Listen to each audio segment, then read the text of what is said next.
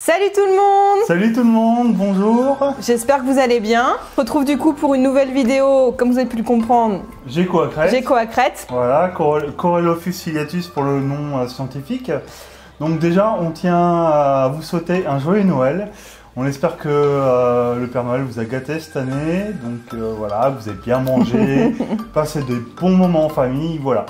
Donc là, on va installer un nouveau terrarium. Donc, on a pris chez Reptiline du coup un Gecoacrète Creamside. Exactement. Et donc du coup, vous le verrez en fin de vidéo, on vous le montrera. Là, on va s'occuper surtout du terrarium. Donc pour accélérer les choses, si vraiment vous voulez toute l'installation, on a une vidéo qu'on mettra du coup en haut de l'écran. Ouais, juste en haut de l'écran, juste ici, je vous mettrai le lien de la vidéo, de la première vidéo qu'on a fait. Donc on a repris les mêmes étapes, donc les billes d'argile, le géotextile et la tourbe. Donc là, tout est accéléré parce que du coup, on a tout mis en place déjà à l'avance. Voilà, il n'y a plus qu'à mettre les plantes en fait. C'est ça, le plus drôle. Ouais. C'est parti? On se retrouve tout de suite après le générique.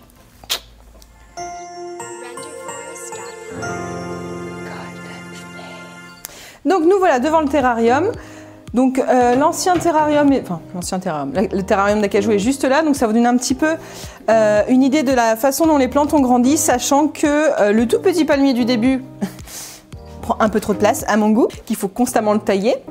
Et du coup, là il y a une petite orchidée qui a été ajoutée par rapport à la dernière vidéo, mais bon, qui a un peu de mal à s'y faire.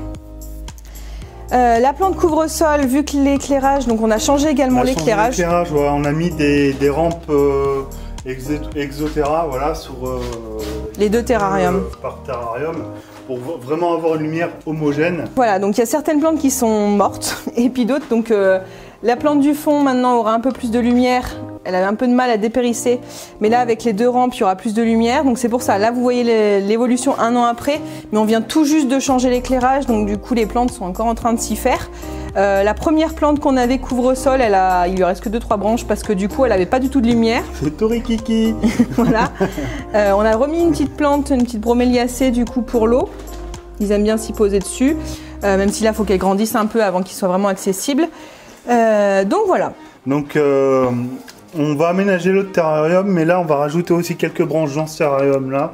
Et puis une ou deux plantes, ouais, histoire que le gecko s'y sente bien. Bon, ils sont plutôt contents pour l'instant. Ouais. Donc voilà, on va reproduire à peu près le même principe de l'autre côté pour que ça soit quand même harmonieux, parce que c'est quand même dans notre salon, donc on aimerait bien que ça reste plutôt joli et que ça soit quelque chose d'harmonieux. Donc à peu près les mêmes plantes, la même disposition. Là, la pente, elle était dans ce sens-là sur ce terrarium-là. On l'a fait dans l'autre sens, histoire que l'œil puisse partir du coup avec les deux côtés, le terrarium qui monte aussi de chaque côté. Hop. Mais quel sérieux! Oui. Je suis sérieuse parce que regarde. Regardez, on a sorti des branches et encore elle, Mina, qui fait sa Mina. Je pense qu'on va commencer du coup par la plante la plus haute. Hop. Donc là on l'a choisie principalement parce qu'elle a des grandes feuilles et que du coup les geckos vont pouvoir se poser dessus, tout simplement. Donc là c'est une cordyline. La plante bien au fond. Hop, pas mal de terre dessus. De tourbe, c'est pas vraiment de la terre, pour donner cet effet hauteur. Et ça reprend presque la taille du coup de celui d'à côté. Ouais, c'est voilà. Et donc celle-ci, je la mettrai bien par là. À l'inverse de l'autre. Vu qu'elle est à l'inverse. Je vais finir couverte de terre, moi, avant la fin de la vidéo. Hop, très bien, ce petit truc qui va finir normalement très très gros à la fin. Ouais, petit ficus. Alors il y en a un pour l'ancien terrarium et voilà. Ah, pour le terrarium d'acajou, pas pour l'ancien. Ouais, ficus microcarpa, ginseng. Trop mignon. Et ce qui est bien avec celui-ci, du coup, c'est qu'il va prendre en hauteur, mais il y aura des feuilles que sur le haut, si on fait bien les tailles. Et du coup, ça va vraiment créer comme un arbre à l'intérieur du terrarium. Donc de nouveau, ils pourront se mettre sur les branches comme sur directement sur les tiges. Petite parenthèse, sur les deux terrariums, j'ai installé un système de pulvérisation automatique. C'est celui d'Exoterra, hein, c'est le Moonson, je crois. Il fait 8 litres il y a 8 litres de stockage, donc ce qui laisse une marge assez conséquente pour les arrosages. Voilà. Parce que les arrosages manuels c'est bien, mais quand on part en vacances et tout ça, c'est compliqué. Donc maintenant on n'a plus du tout à s'occuper des arrosages, juste à vérifier de temps en temps le réservoir, et ça se fait tout seul. Voilà, on va la déstocker un petit peu. Donc voilà, Elodie a mis la plante là. Je l'ai un peu cassé du coup pour que elle parte dans différentes directions.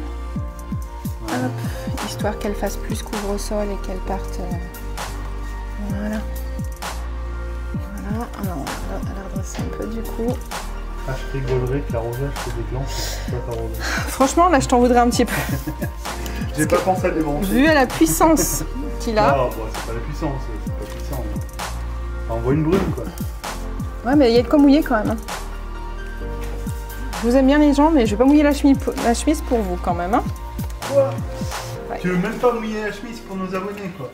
Ah, peut-être nos abonnés, mais pas toi. Hop.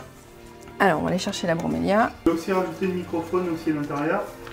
Dans le terrarium, j'ai rajouté des cloportes tropicaux et des vers de terre. Donc les cloportes, en fait, ils agissent comme des tritivores. En fait, ils vont manger tout ce qui est mort dans le terrarium. Donc tout ce qui est feuilles mortes, même les excréments des geckos. Et j'ai mis aussi des vers de terre. Donc c'est pour en fait aérer la terre. Et en fait, la déjection des vers de terre apporte de l'engrais naturel. Hop. Et ce matin, je les ai trouvés, ils sont tous là.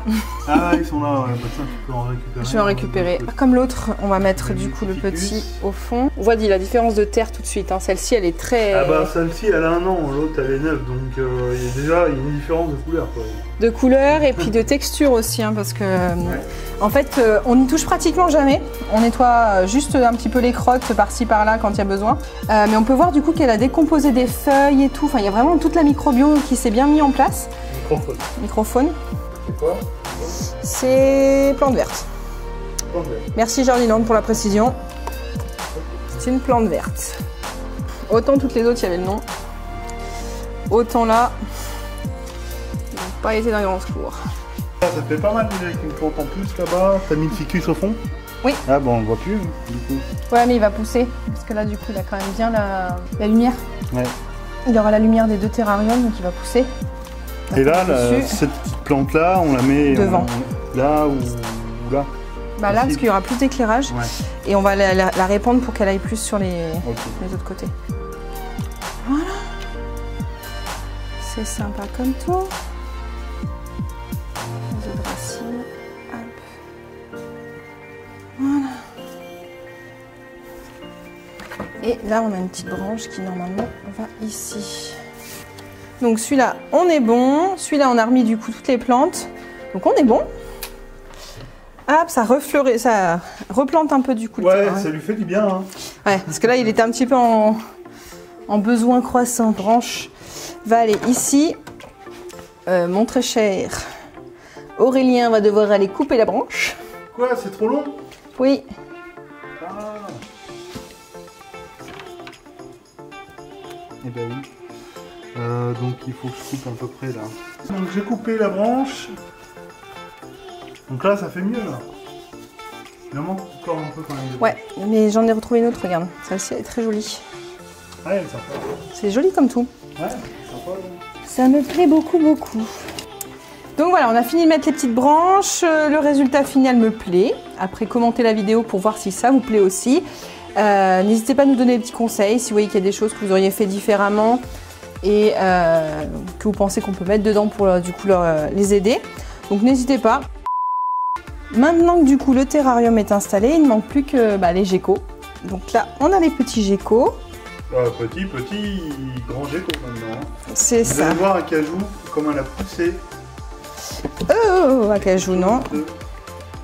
Acajou, ma belle, doucement. Regardez comment elle a poussé, la belle.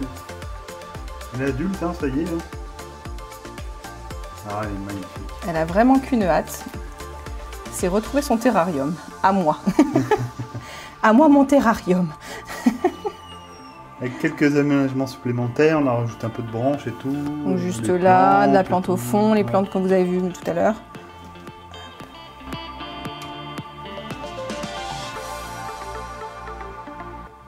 Hop. Et le dernier qu'on a acquis. Donc ce que disait Elodie tout à l'heure, le Queen Side. Alors regardez comme il est beau. Un beau mâle. Et chacun chez soi maintenant. Waouh, il est trop beau. Ouais. Ils sont trop beaux. Très contente du résultat. Donc là, il n'y a plus qu'à voir les plantes évoluer et puis voir comment les geckos du coup s'adaptent à leur nouveau terrarium. Cette vidéo est maintenant terminée, donc j'espère qu'elle vous aura plu. Donc voilà, on a un deuxième terrarium avec le Creamside d'Elodie. Voilà, donc maintenant au moins ils sont séparés, c'est parce que laisser un mâle tout le temps avec une femelle, c'est vraiment pas conseillé, parce que le mâle il va vouloir vraiment s'accoupler tout le temps et ça va fatiguer énormément la femelle. Donc là au moins il est séparé, on va pouvoir gérer les reproductions comme on le souhaite à peu près, hein. Et côté esthétique ça fait sympa. Mina qui est là-haut. Donc les amis, bah écoutez, je vous souhaite encore un joyeux Noël, hein, on vous souhaite encore un joyeux Noël.